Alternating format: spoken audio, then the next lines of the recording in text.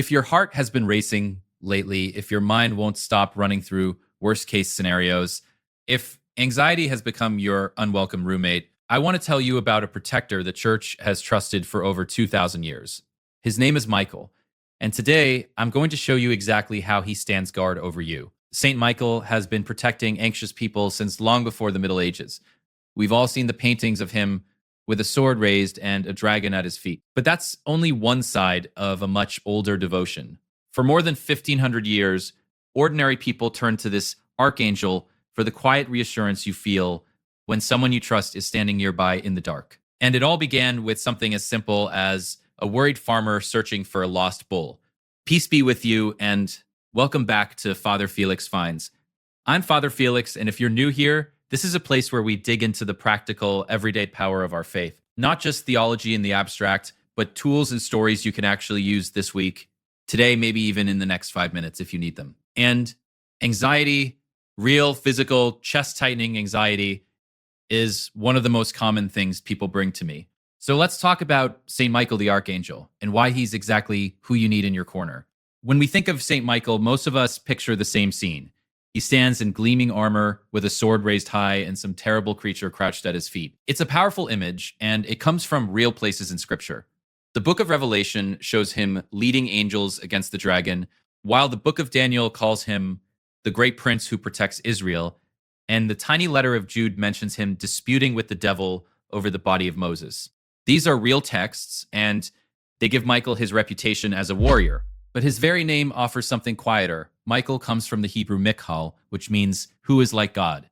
It's a question, not a war cry. It asks whether any power on earth or in heaven can rival the one who made us, and if none can, then no worry is without answer. That's the side of Michael most paintings leave out.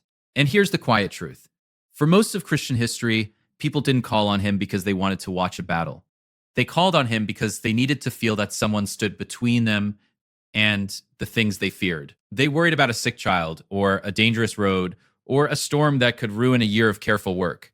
In the middle of the night, an anxious heart needed somewhere to turn. The soldier with the sword became, in ordinary lives, a guardian with a shield. It helps to imagine the world they lived in. Life felt smaller then, but the dangers were larger. A fever could take a family, and a single flood could wash away a season of careful planting. A journey of 20 miles might mean walking through forests where bandits waited. In that world, the idea that a radiant being watched over you wasn't dramatic fantasy. It was practical comfort, like knowing your neighbor keeps a light burning in the window. To understand how that gentle devotion grew, we have to go back to a time before the paintings, before the armor, and before anyone thought to put a blade in his hand. It begins on a mountain in southern Italy, in a year so distant that Rome was still young and the world still felt very wide. The oldest shrine was about a lost bull. In the year 490, a wealthy landowner on Mount Gargano in southern Italy discovered one of his bulls had gone missing. He searched the mountain slopes until he found the animal standing at the mouth of a cave, refusing to come out, so the farmer shot an arrow toward the darkness to drive the beast forward. The arrow turned in midair and flew back, striking him instead. Word of this strange event reached the local bishop, and according to the tradition that has been told for centuries, he then had a vision. The Archangel Michael appeared and spoke to him, saying the cave was already sacred ground and should be consecrated as a sanctuary. There was no need for a grand temple or marble columns because a simple cave in the rock would do. The holiness came from the presence, not the building. This is the kind of story that stays with you. It doesn't begin with a cosmic battle or a clap of thunder. It begins with an ordinary worry, a missing animal, a confused man standing on a hillside, and it ends with the discovery that he wasn't alone on that mountain. The sanctuary that grew there became one of the most important pilgrimage sites in all of medieval Europe. For more than 15 centuries, people have climbed Mount Gargano with their ordinary fears. They came for healing, for safe travel, and for the forgiveness the old stories say the angel promised to anyone who entered that cave. Picture the scene for a moment. The mountain rises 800 meters above the Adriatic Sea. The air smells of wild thyme and salt. Pilgrims have walked these paths in every century, wearing sandals or boots or modern sneakers, carrying the same quiet hope that someone would meet them at the top. Some left behind crutches they no longer needed, while others simply sat in the cool darkness of the grotto and breathed. The stones have absorbed 1,500 years of whispered prayers, and the tradition says the angel still listens. And that brings us to something worth sitting with. The oldest shrine to St. Michael in the entire Western world wasn't built after a military victory or a dramatic exorcism. It grew because a farmer lost his bull and because someone needed to know that worry didn't have to be carried alone. This led to 1,000 years of quiet devotion. Word traveled, and wherever word of a gentle guardian traveled, people built. In the year 708, a French bishop named Aubert had his own encounter with the Archangel. The story goes that Michael appeared to him in a dream and told him to build a church on a rocky island off the coast of Normandy. The bishop hesitated, so the angel touched his head, leaving a mark that tradition says looked like a finger pressed into soft clay. The bishop obeyed, and Mont Saint-Michel rose from the sea. Today, this small island draws 3 million visitors a year, but early visitors weren't tourists. Farmers arrived afraid of storms, mothers nearing childbirth, sailors who had seen shipwrecks, and villagers who wanted their children to grow up safe. They came to a place where the tides rose faster than a horse could run, and they left with the feeling that someone watched over them. The devotion spread across Europe, and in Germany, it ran so deeply through the early church that it became part of the foundation of Christianity in the north. In England, another rocky island became St. Michael's Mount, where monks, travelers, and villagers built roadside shrines, placed small statues above their doors, and whispered his name before journeys. There's even an old tradition of a line of sacred places called the Sword of St. Michael, stretching from Ireland toward Jerusalem. On a map, it looks like a sword drawn across a continent, but think of it differently, and it becomes a boundary of protection, a quiet line that says this ground is guarded. And the artists who painted him understood this even before the map makers did. In the Byzantine tradition, which still paints icons, Michael is shown holding a shield and a spear. He stands attentive and on guard, and his shield isn't raised to strike, but to block what might harm you.